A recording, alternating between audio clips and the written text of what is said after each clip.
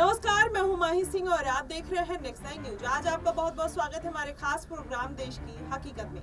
आज बात करने वाले हैं मध्य प्रदेश की राजनीति जिस तरीके से अलग मोड़ लेने वाली है। आपको बता दें, शिवराज सिंह चौहान भारी मतों से जीत हासिल करते हैं, वहीं ज्योतिरादित्य सिंधिया भी उसमें पीछे नहीं है। वो भी भारी मतों के साथ गुना सीट पर जीत उन्होंने दर्ज कर ली है। लेकिन अब इसी बीच कहीं ना कहीं भारतीय जनता पार्टी की जो मुश्किलें हैं वो बढ़ गई हैं, चाहे यूपी की बात कर या फिर बिहार की। अब भारतीय जनता पार्टी में कहीं ना कहीं सेंधमारी करने के लिए कांग्रेस और इंडिया गठबंधन पूरी तरीके से तैयार है। ऐसे में अब क्या मध्य प्रदेश में भी इंडिया गठबंधन सेंधमारी करने की कोशिश करेगी, क्योंकि शिवराज सिंह चौहान जिस तरीके से पार्टी ने उनको मुख्यमंत्री पद से हटा दिया था और ज्योतिरादित्य सिंधिया भी चाहेंगे कि उनको कोई बड़ा पद मिले। जिस तरीके से नीतीश कुमार और चंद्रबाबू नायडू लगातार पद की मांग करते हुए नजर आ रहे हैं, ऐसे में हो सकता है कि आने वाले दिनों में सिंधिया और शिवराज सिंह चौहान की तरफ से कोई बड़े पद की मांग की जा सकती है।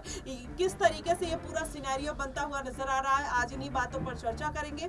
हमारे साथ तनुज मौजूद है, इनसे जानेंगे किस तरीके से मध्य प्रदेश की जो राजनीति है मोड़ लेने वाली है। क्योंकि वहां पर अगर देखा जाए तनुज, तो वहां पर मध्य प्रदेश में मोहन यादव से कोई भी खुश नजर नहीं आ रहा। खासकर वहां की जनता की बात करें, लगातार उनमें नाराजगी देखने को मिल रही है। तो क्या आपको लगता है कि इस बार मध्य प्रदेश में कोई बड़ा खेला हो सकता है? शिवराज सिंह चौहान और सिंधिया के पाले में हो सकता है इंडिया गठबंधन आता हुआ दिखाई दे?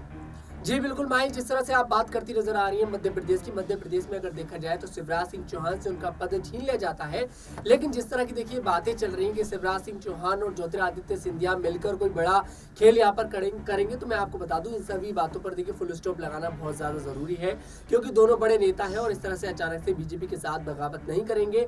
और बात रही बड़े पद की, तो देखिए बड़े पद की मांग क्या करेंगे, वो तो शुरुआत में ये बात हो गई थी। शिवराज सिंह चौहान ने जब अपनी गद्दी छोड़ी तो उन्होंने कहा था, डील ये हुई थी कि मुझे केंद्र में बड़ी जिम्मेदारी चाहिए, तब उन्होंने अपनी जो सीएम की कुर्सी थी उसको छोड़ा था। और देखिए जो शिवराज सिंह चौहान की जो योजना थी लाडली बहना योजना, उसने मध्य प्रदेश की विधानसभा चुनाव में तो काम करा ही, लेकिन लोकसभा चुनावों में बखूबी काम करते नजर आए। शायद यही कारण है कि मध्य प्रदेश की 29 सीटों पर भारतीय जनता पार्टी ने अपना परचम लहराया है। मैं आपको बता दूं माही, शिवराज सिंह चौहान ने विदिशा में तकरीबन 8 लाख वोटों से देखिए जीत दर्ज करी है और ये जीत ऐतिहासिक बन जाती है। सबसे ज्यादा वोट 2024 में अगर कोई जीता है सबसे ज्यादा वोटों के साथ, तो वो शिवराज सिंह चौहान है। वही बात अगर करी जाए ज्योतिरादित्य सिंधिया की, तो उन्होंने भी काफी अच्छे वोटों के साथ जीत दर्ज करी है गुना से। ऐसे में दोनों बड़े नेता है भारतीय जनता पार्टी की, जिम्मेदारी देनी बनती है। लेकिन ये भी देखना बड़ा जरूरी है कि आखिरकार, क्योंकि इस बार भारतीय जनता पार्टी के पास बहुमत नहीं है, बहुमत इस बार पूरे एनडीए के पास है, लेकिन बीजेपी के पास नहीं है। बीजेपी इस समय डिपेंड करता है टीडीपी पार्टी और जेडीयू पार्टी पर। ऐसे में दोनों ये जो पार्टियां हैं टीडीपी और जेडीयू, इनमें जो बड़े बड़े नेता हैं इनको देखिए बड़ी जिम्मेदारी दी जाएगी।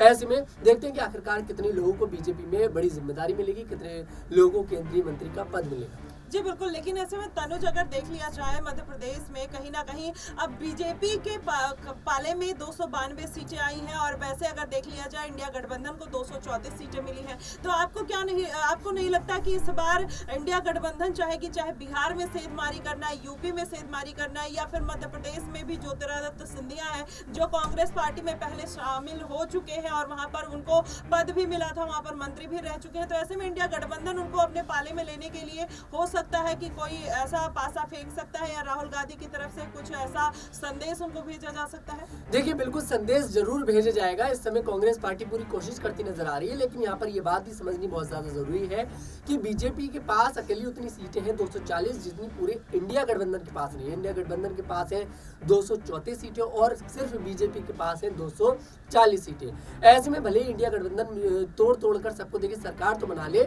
लेकिन आप ये भी तो समझिए वहां पर अमित शाह बैठे हैं बीजेपी पार्टी में, क्या अमित शाह फिर इंडिया गठबंधन को बैठकर नहीं तोड़ेंगे? आप देखिए महाराष्ट्र से आज खबर सामने आ रही है, उद्धव ठाकरे जो है वो बड़ा खेल करते नजर आ सकते हैं। वो जाकर इंडिया गठबंधन की जो बैठक हो रही है उसमें शामिल नहीं हो रहे, किनारा कर लिया उन्होंने। क्या मतलब समझा जाए इसका? मतलब सीधा यही है कि वो एनडीए के साथ जा सकते हैं। मतलब अगर उद्धव ठाकरे जाते हैं तो उद्धव ठाकरे की जो 9 सीटें हैं मध्य प्रदेश की, वो भी एनडीए के खाते में जाएंगी।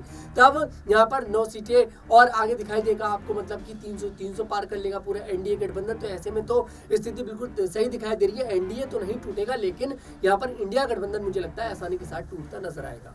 आपने इंडिया गठबंधन टूटने की बात की, लेकिन जिस तरीके से अभी देखिए बीजेपी में एक हलचल देखने को मिल रही है, भारतीय जनता पार्टी लगातार यही कोशिश में लगी है कि उनके जो मंत्री है कहीं ना कहीं छिटकते हुए, सांसद है वो छिटकते हुए न नजर आए। लगातार वह मंत्रिमंडल की मांग करते हुए चंद्रबाबू नायडू हो, नीतीश हो, चिराग पासवान हो, जीतन राम मांझी भी अब कहीं ना कहीं मंत्रिमंडल की बात कर रहे हैं। वहीं ओपी राजभर की आप बात कर लीजिए, वो भी नाराज होते हुए नजर आ रहे हैं। तो ऐसे में मध्य प्रदेश इन सब चीजों से कैसे छूट सकता है? देखिए मध्य प्रदेश को छूटना पड़ेगा, क्योंकि ये जो आप बात कर रही हैं, आप बात कर रही हैं दूसरे दलों की। मध्य प्रदेश में जो सरकार है वो बीजेपी की है, किसी के साथ कोई गठबंधन नहीं है। शिवराज सिंह चौहान बीजेपी के नेता है, ज्योतिरादित्य सिंधिया बीजेपी के नेता है। ऐसे में हम ये नहीं कह सकते कि मध्य प्रदेश में दो बड़े नेता छूट जाएंगे। ये तो वही वाली बात हो गई कि कांग्रेस से नकुलनाथ को अलग कर दो। कैसे अलग हो जाएंगे जब कांग्रेस को पूरा समर्पण देखिए नकुलनाथ ने दिया, उनके पिता कमलनाथ ने दिया, यहाँ पर दिग्विजय ने दिया। तो ये बड़े नेता है मध्य प्रदेश में कांग्रेस के, ये साथ नहीं छोड़ेंगे। ऐसे में सेम चीज बीजेपी पर लागू होती है कि शिवराज सिंह चौहान और ज्योतिरादित्य सिंधिया आसानी के साथ तो देखिए नहीं छोड़ेंगे। हाँ, बड़ी यहाँ पर बड़ा लालच अगर दिया जाए तब मैं नहीं कह सकता, लेकिन इतनी आसानी के साथ तो देखिए वो मध्य प्रदेश में बीजेपी के साथ नहीं छोड़ेंगे। ऐसे में देखते हैं कि आखिरकार आगे क्या होगा। वही बात आपने करी है टीडीपी जेडीयू की, तो देखिए ये लोग पद की जिम्मेदारी करेंगे। उसका कारण ये है कि इनके पास देखिए भाई, इनके पास उतनी सीटें हैं जिसमें ये बहुमत से नीचे एनडीए को ला सकती है। तो सिंपल सी बात है कि टीडीपी यहाँ पर स्वास्थ्य विभाग की मांग करती आ रही है, शिक्षा विभाग की मांग करती आ रही है, सड़क परिवहन मंत्री की मांग करती आ रही है। तो वही बात अगर करी जाए जेडीयू की, तो जेडीयू यहाँ पर विदेश मंत्रालय मांग रही है, जेडीयू यहाँ पर वित्त मंत्रालय मांग रही है, रेल मंत्रालय मांग रही है।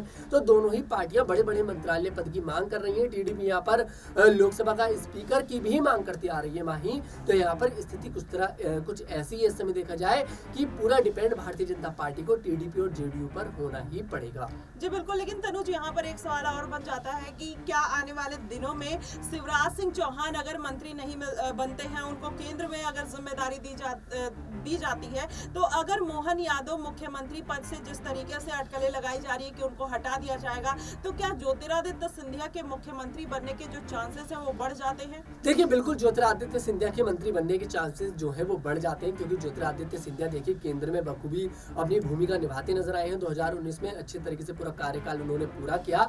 ऐसे में अगर एक बार फिर से ज्योतिरादित्य सिंधिया को जिम्मेदारी अगर नहीं भी मिलती है तो उन्हें प्रदेश में आप मुख्यमंत्री बना दीजिए, खुश हो जाएंगे ज्योतिरादित्य। वहीं देखिए शिवराज सिंह चौहान का वापस गद्दी पर लौटना मुझे नजर नहीं आता, लेकिन शिवराज सिंह चौहान की डील ये जरूर हुई थी जब मध्य प्रदेश के चुनाव हुए थे कि भाई केंद्र में हमें बड़ी जिम्मेदारी दी जाएगी, तभी हम यहाँ अपनी कुर्सी छोड़ने के लिए देखिए शिवराज सिंह चौहान राजी हुए थे।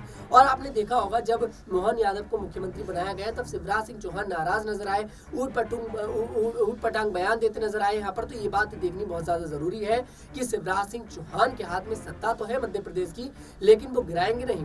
या तो देखिए यहाँ पर ज्योतिरादित्य सिंधिया को गद्दी मिल जाएगी मध्य प्रदेश की, या फिर शिवराज सिंह चौहान जो है वो केंद्र में उनको जिम्मेदारी मिलना तो देखिए बहुत नॉर्मल सी बात दिखाई दे रही है। जी बिल्कुल, अब ऐसे में देखना होगा कि मध्य प्रदेश की राजनीति किस तरफ जाती हुई दिखाई देगी। 29 सीटें जिसमें बीजेपी ने फतेह हासिल की, लेकिन क्या इंडिया गठबंधन वहां पर भी सेधमारी करने की कोशिश करेगा? अपनी 234 सीटों को बढ़ाने के लिए कहीं ना कहीं मध्य प्रदेश का सहारा लेना होगा, या फिर वो यूपी और बिहार में ही सेधमारी करके अपनी सरकार बना लेंगे? ये देखना बेहद दिलचस्प होगा। और फिलहाल उत्तर प्रदेश की राजनीति में तो तहलका मचा हुआ है, लेकिन अगर मध्य प्रदेश की राजनीति की बात करें तो अंदर खाने में कहीं ना कहीं मुख्यमंत्री पद के लिए एक हलचल दिखाई दे रही है। वैसे भी देखना होगा कि मुख्यमंत्री पद के लिए आने वाले दिनों में कौन बड़ा दावेदार निकल कर सामने आता है। फिलहाल आपकी इस पे क्या कुछ प्रतिक्रिया होगी आप हमें कमेंट बॉक्स में जरूर बताइएगा। फिलहाल के लिए बस इतना ही। देश और दुनिया की तमाम खबरों के लिए हमारे साथ बने रहिएगा नेक्स्ट 9 न्यूज पर।